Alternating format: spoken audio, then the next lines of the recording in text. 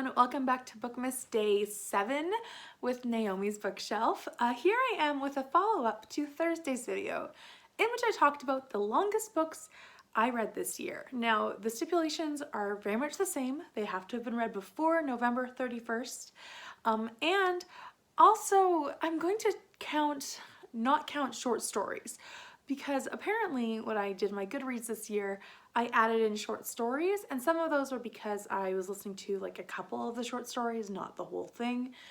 But I still added in like 30-page stories onto my Goodreads book list. So I will not be counting those in this. I will be only including books that were published on their own, no matter the length. So the first book that I read was Artemis Fowl, and it's by Ewan Koifer. I hope I'm not saying that wrong. And I read the graphic novel of it, so it's not the full novel in this case. I read the full novel, the first one, as a buddy read with a friend. She really enjoyed it. I thought it was okay, gave it 3 stars. Not really my type of thing, but I did want to read the graphic novel too, so I could get a better understanding of it. So that's why I read it, gave it 3 stars. It was a good book.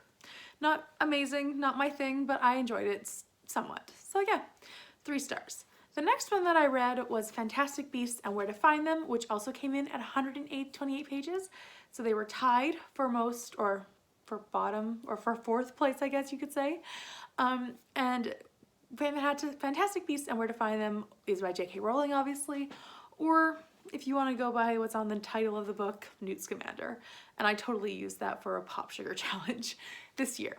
Anyways, so this one I gave 4 stars. I listened to it as an audiobook with Eddie Redmayne reading it, and I thought it was, really great. I thought the characters, not the characters, but the animals were really interesting. And I just really did enjoy the little short audiobook that it was. It was the first book I picked up in 2019, and I just finished it right away. I loved it. So I only gave it 4 stars though, because I just don't think a non-plot book could really get me a 5-star, but I did really enjoy it, and I hope to pick up more of her audiobooks that are like course material for Hogwarts, since I really did enjoy it, and I have yet to do that myself, so one day. The next one was The Taming of the Shrew by William Shakespeare.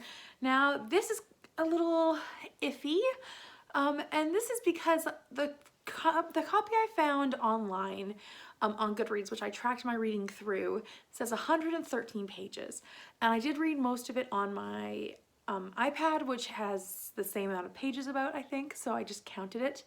I gave it 2 stars, didn't like it at all. Yeah, I didn't, my trouble was also that it was considered a comedy, and it's not good. It's very bad about like abuse and just domestic stuff, and I just really didn't like it. So it was a fail for me, but I did read it, and it was one of my Shakespeare's this year, so not a great one, but I did it.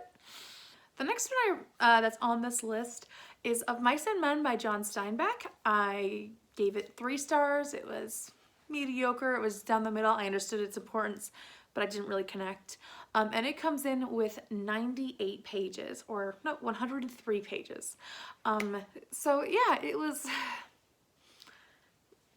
I felt okay about it. I didn't understand the concept. I did understand the importance of it, and it had packed a big punch, but I didn't connect to it, which I feel like kind of made it lose its value on me a bit. But I do understand why it's important. The shortest book I actually read this year was Traditions of Death and Burial by Helen Frisbee, and I literally just reviewed it in my wrap-up from November, so you can look back on that. That's Bookmas Day 2 if you want to find out my complete thoughts on it. It was good. I gave it 3 stars, but it didn't blow me away. I wanted more in some parts and less in others, but yeah, it was a good book about burial and how I view death. So those were the 5 shortest books that I read this year. I can't believe that with my biggest books of the year, I gave them all like 4, if not 5 stars. I think I actually gave them all 5 stars, and in this one it was like only one really hit me in a good spot, which was Fantastic Beasts and Where to Find Them. Everything else was like a 3 or a 2 star. Which is really interesting because I don't tend to pick up the big books, but I should based on this rating schedule. I don't know if there's a correlation, But yeah, anyways, that's just an interesting food for thought in my mind. Please let me know down below what you think of short books. What's your favorite short book or favorite short story? There's so many that are very fun and very in-depth. I'm not a short story collections person, but I do enjoy novellas in the way that they work out. But yeah, please subscribe if you haven't already, and I'll be back tomorrow with Bookmas Day 8 with another Christmas video. Bye for now.